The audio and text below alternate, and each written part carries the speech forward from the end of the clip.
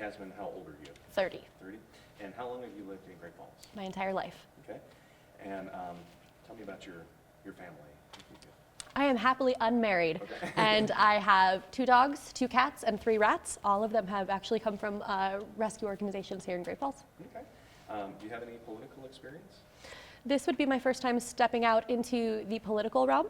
I have experience in the nonprofit realm in Great Falls, which often intersects with the political realm, but this is my first time running for any public office. Okay. And any military experience? No. Okay. And tell me about your current job and previous, I guess, professional work experience. Absolutely. So I have worked for the Department of Health and Human Services for the state of Montana for the past 7 years. I've done casework for public assistance, and I currently work in the Quality Assurance Division. So I work very closely with different facilities that do things like house individuals with developmental disabilities, chemical dependency centers, youth care facilities for children in foster care, and really any vulnerable population in the state. Okay. And tell me why you're running for Great Falls City Commission.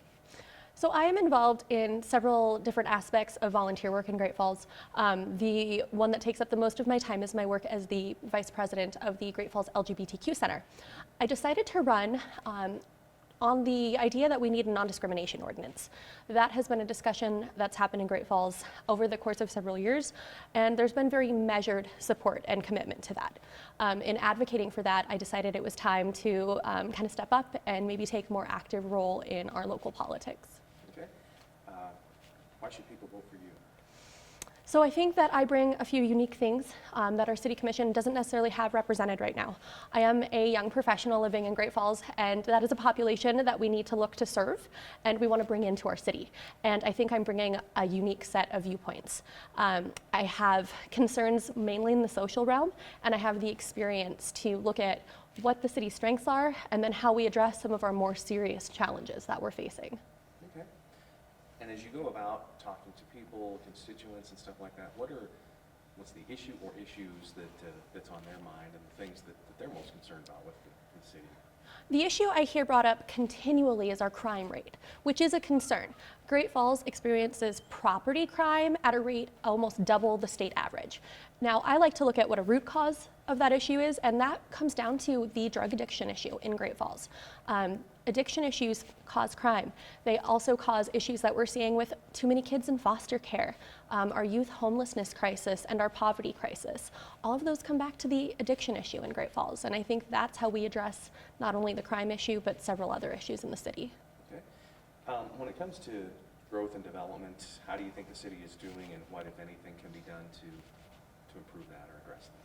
Great Falls continually ranks very well when compared to comparable cities in development, especially for small business. I think what we have to do as a city is be futuristic. We need to look at what our niche will be. The nature of how we do business is changing, and a lot of it is being done online. We need to be developing ourselves as a tourist destination. We need to be providing ample recreation, arts, and other community type opportunities that will bring in population, and that in turn will bring in development.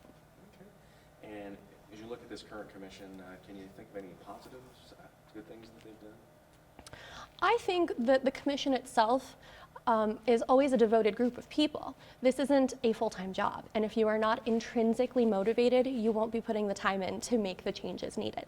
I think we have some people that have been very openly progressive with their views, including Mary Moe, who are bringing those kinds of ideas to a generation that has maybe never heard them before. And I think we do a great job of reaching out to an older generation in Great Falls. I think what's missing is reaching out to people my age and younger. What about negatives or areas that they can improve upon? I think the biggest issue that we can improve upon is bringing in the voices in our community. I don't think we've been very adept at bringing in the voices for our downtown business owners. I think they have voiced some concerns and we have not been listening to them. We haven't been present. We have had figures miss key meetings where decisions are made. And I think when people don't feel heard, they're discouraged from participating.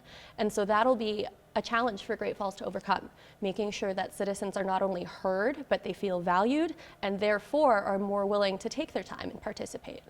Okay. Anything else that you would like to add? I think that's it.